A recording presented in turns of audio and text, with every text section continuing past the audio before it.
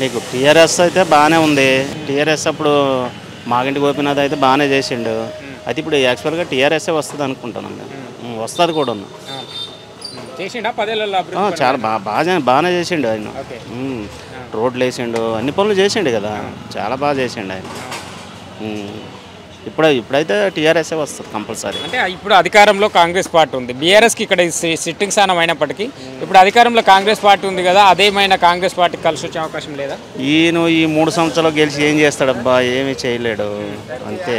ఇప్పుడు 2 సంవత్సరాలు ఏం చేసినారు? ఏమీ లేదు. గల్లీలు అలాగే ఉన్నాయి, రోడ్లు అలాగే ఉన్నాయి, ఏమీ లేదు. ఈయన ఏం చేస్తాడు? ఏమంటే డబ్బు లేదంటాడు. అది ఏమున్నది? ఆ టీఆర్ఎస్ వస్తేనే మళ్ళీ బాగా చేస్తారు. అంటే నవీన్ యాదవ్ గారు కూడా ఇప్పటికీ 2-3 సార్లు ప్రయత్నం చేసి ఓడిపోయిందనే ఆ సానుభూతి కూడా ఉంది, ఆ అభిమానం కూడా ఉంది. ఈసారి యువకుడు బీసీ నాయకుడు అని చెప్పి వాళ్ళు మాట్లాడుతున్నారు. మరి అదేమన్నా కలిసి వచ్చే అవకాశం?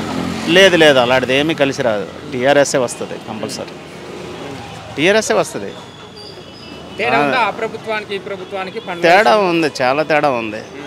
ఇప్పుడంతా ఈ కాంగ్రెస్ గవర్నమెంట్ వచ్చి ఈ హైడ్రా అని మొత్తం పనులన్నీ తగ్గిపోయినాయి. ఎక్కడ ఎవరు కాంప్లెక్స్ కట్టట్లేదు.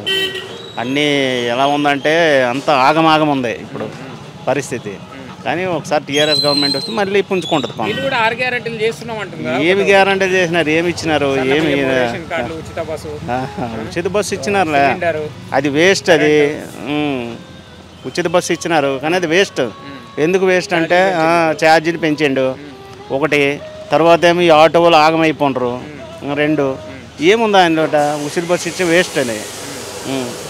ఇంకా వేరేది ఏది ఇవ్వలేదు. ఇంకా సన్న బియ్యం ఇచ్చినాడు అంతే. ఏమి ఇచ్చినాడు?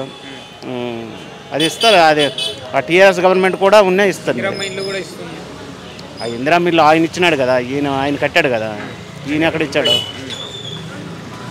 మళ్ళీ ఈ 2 పార్టీల మధ్యలో పోటీ ఉంటుందా? ఇక్కడ బీజేపీ పార్టీ నుంచి కూడా అభ్యర్థి ఉన్నాడు. మరి 3 పార్టీల త్రిముఖ పోటీ ఏమైనా ఉండొచ్చా? బీజేపీ ఈసారి రాదబ్బా. ఆ పోటీ చేస్తుంటారు కానీ ఈసారి అయితే రాదు.